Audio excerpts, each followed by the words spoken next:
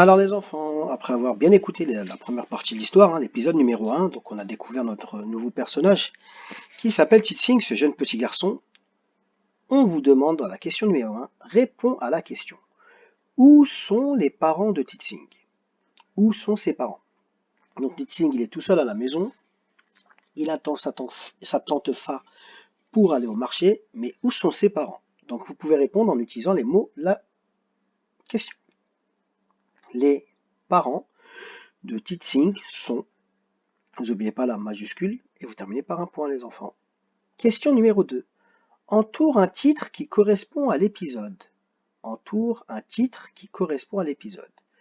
Donc là, on vous propose 3 titres.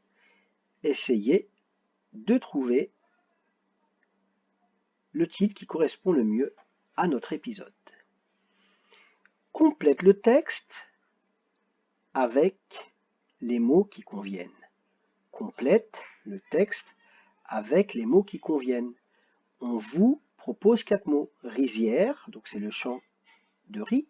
Dimanche, oiseau, école. Et donc on a un petit texte. Et le texte, il manque bien sûr. Il y a 4 espaces vides. 4 espaces vides où on doit replacer le bon mot à la bonne place. Et donc en fonction du sens de la phrase, il faut passer le bon mot. Donc il ne faut pas les placer au hasard. Il faut bien faire attention au sens des phrases. Donc là, vous allez mettre pause pour tout le monde. Essayez de le faire tout seul, sans que je vous lise ces phrases. Et quand vous avez fini, vous remettez lecture. Et maintenant, je vais vous lire ces phrases-là. Juste après, vous ayez mis pause pour pouvoir confirmer ce que vous avez mis. Et pour si vous n'avez bien sûr pas réussi à lire une phrase ou que vous n'aviez pas bien compris le sens, vous pourrez modifier ce que vous avez fait. Mettez pause. Donc, maintenant que vous avez bien travaillé, à mon tour.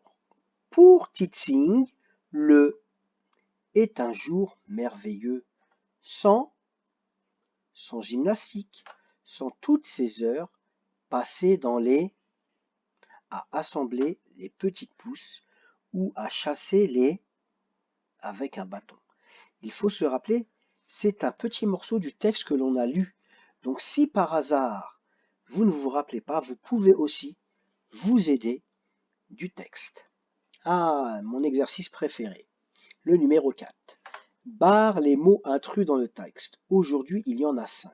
Je vais les lire phrase par phrase et je vous dirai combien de mots il y a à barrer à chaque fois.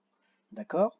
Mais si vous pouvez, essayez tout d'abord de le faire tout seul. Mettez pause et reprenez la lecture après. Allez-y, mettez pause.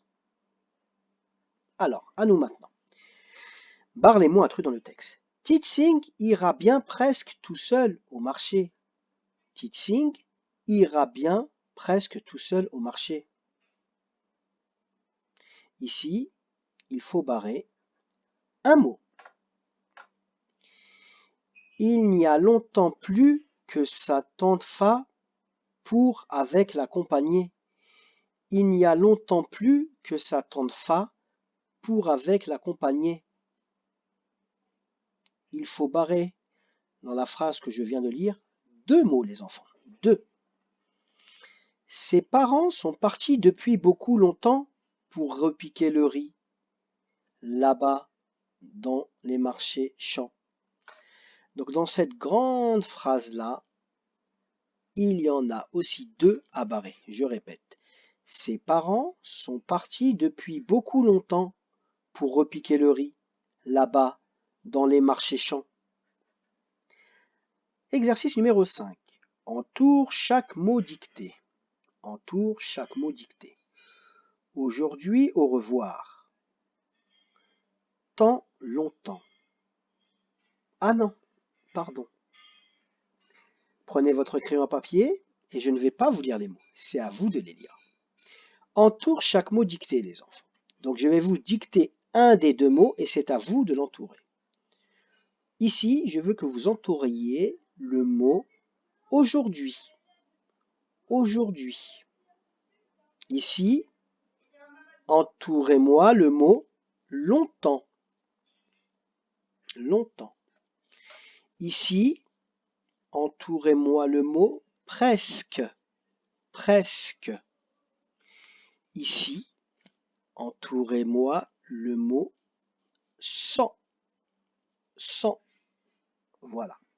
Exercice 6. Écris les mots qui correspondent au dessin. Donc là, c'est à vous de trouver la bonne orthographe des mots suivants. Vous écrivez comme vous l'entendez. Et après, à la correction, vous verrez si vous avez eu bon. Ici, il faut écrire une école. Une école. Ici, vous devez écrire un bâton. Un bâton. Ici, vous devez écrire une rizière. Une rizière. Et là, les enfants, vous devez écrire un oiseau. Mais attention, écrivez bien un tout seul et on écrit oiseau tout seul. On dit un oiseau, on fait une liaison entre les deux mots, mais vous écrivez bien un tout seul et oiseau tout seul. Voilà, bon courage les enfants.